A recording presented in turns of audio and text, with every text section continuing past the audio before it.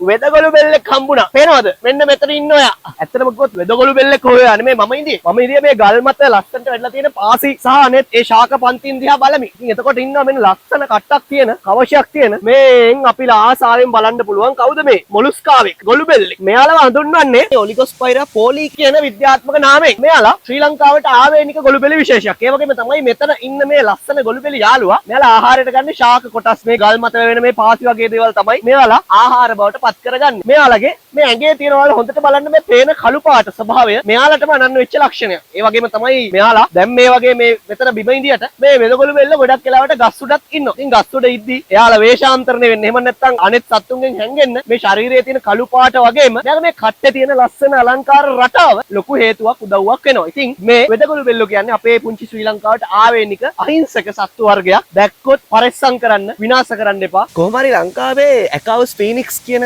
ගොළු බෙල්ලටත් එයාටත් වෙදගොළු බෙල්ල කියන නම් භාවිතා වෙනවා. කොහොම නැත් ඇකවුස් ෆීනික්ස් වගේම මේ ඔලිගොස්පයිරා පෝලයි කියන ගොළු බෙල්ල විශේෂ දෙකම එකම අකවිඩේ කියන පවුලට අයිති ගොළු බෙල්ල විශේෂ දෙකක්. මේ ගොළු බෙල්ලෝ ගැන කතා කරද්දි මෙයාලා මොලුස්කා කියන වංශයට තමයි අයිති වෙන්නේ. ඉතින් මෙයාලගේ මේ කියන අර මාංශල මස් වගේ ඇඟයි ඒක උඩින් පිහිටලා තියෙන අර කවචමය කැල්සියම් කාබනේට් වලින් හැදිච්ච කටුවයි දැක්ක ගමන් අපි කියන්නේ සරලවම මෙයාට ගොළු බෙල්ලා කියලා. ඉතින් කවදාවත් කතා කරන්න බැරි සතෙක් කියලා කියන්නේ. මොකද ගොළුයිනේ. ගොළු බෙල්ලානේ. ඒ නිසා ගොළු බෙල්ලා ගොළු වෙලා නමුත් ගොළු උනාට මෙයා අපේ පරිසර පද්ධතියේ ජෛව විවිධත්වය වැඩි කරන්න ලොකු මෙහෙවරක් ලොකු උදව්වක් දෙන සතෙක්. කොහොම නමුත් බලන්න මෙයා මේ ලස්සන්ට මේ පාසි ඒ වගේම මේ ලිවර් වර්ඩ්ස් එක හැදිච්ච අල්ලන්නත් දුකයි තෙතමනේ සහිත ගල් බිත්ති වල කොච්චර සතුටින් මේ අපේ ගොළු බෙල යාළුවා මේ වෙදගොළු බෙල යාළුවා කොච්චර සතුටින් සැරිසරනවද. ඉතින් මෙයා දැන් ගොඩක් වෙලා මම මෙයාව නිරීක්ෂණය කරා. ඔයාලා දැක්කනේ ඔයාලට මුලින්ම මම පෙන්නුවේ මෙයා මෙන්න මේ හරියි. ඉතින් ඒ විදිහට මේ ගොළු බෙල යාළුවා මේට සැරිසරනවා, ආහාර ගන්නවා. එයා තනියෙන් තමයි ඉන්නේ. ඉතින් තව එක්කෙනෙක් වරන් හම්බුන්නේ නැහැ. කොහොම හරි ඔයාලත් එළියට ගියාම පුංචි දුවේ පුතේ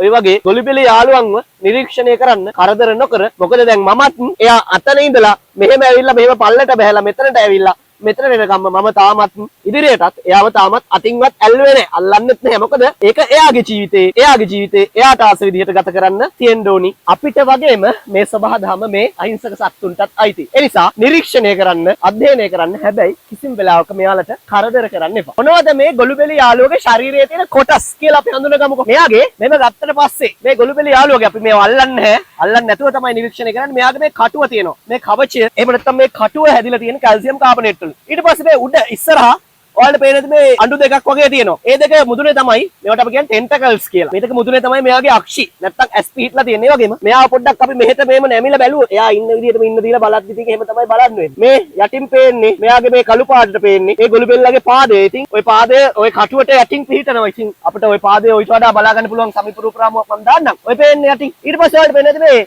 ඇස් අඬු වලට යටින් තවත් පොඩි ස්පර්ශක දෙකක් වගේ තියෙනවා. ඔන්න ඔය දෙකෙන් තමයි ගොළු බෙල්ලා ස්පර්ශ නැත්තම් සංවේද අඳුනාගන්නේ. නැත්තම් එයා ආහාරවල රස බලන්නේ. ඔන්න ඔය ඉස්සරහා තියෙන කෑලි දෙකෙන් බලන්න. දැනුත් එයා ගමනක් යන ගමන් තමයි මේ සංවේදන ලබා ගන්න ඔය යට තියෙන මේ ඇස් අඬු දෙක නෙමෙයි. උඩ තියෙන ටෙන්ටකල්ස් දෙක නෙමෙයි යට තියෙන ටෙන්ටකල්ස් වලට කියන්නේ සෙන්සරි ටෙන්ටකල්ස් කියලා. ඔයාලට පේනවා ඇති එයා ඒවා හෙට මෙහෙට හසුරවන ආකාරය. ඉතින් ඕක තමයි ඔය ගොළු බෙල්ලගේ රටාව. ඒ වගේම මෙයා නිතරම අර යට තියෙන එයාගේ පාදෙන් ශ්ලේෂ්මල ස්රාවය කරමින් එයා එහෙම ඔය ගල් බිත්ති දිගේ දැන් සෑහෙන්න දුර මෙතන ඇවිත්දා. එයා එයාගේ ගමන යයි. ඉතින් එයාට ආයිබෝවන් කියලා බොහොම ස්තුතියි අපේ පුංචි දරුවෝ වෙනුවෙන් මේ වීඩියෝ එකට පෙනී සිටියට ගොළු බෙල්ලට ස්තුතිවන්ත වෙන ගමන්. එහෙනම් තවත් මේ වගේ අපූර්ව දෙයක් හම්බුනොත් පෙන්නන්නම්. මෙයාලා නිතර අපිට දකින්න හම්බෙන්නේ නැහැ. සමහර ප්‍රදේශවල නම් ගොඩක් දකින්න හම්බෙනවා. නමුත් සමහර ප්‍රදේශවල නිතර දකින්න හම්බෙන ගොළු බෙල විශේෂයක් නෙවෙයි. ඒ නිසා පරිස්සම් කරන්න, ආදරෙන් බලා ගන්න. මේ වීඩියෝ එක තවත් අයට බලන්න ෂෙයා කරන්න. එහෙනම් ගොළු බෙල යාළුවට එයාගේ පාඩුවෙන්න දීලා අපි සමු ගන්නවා.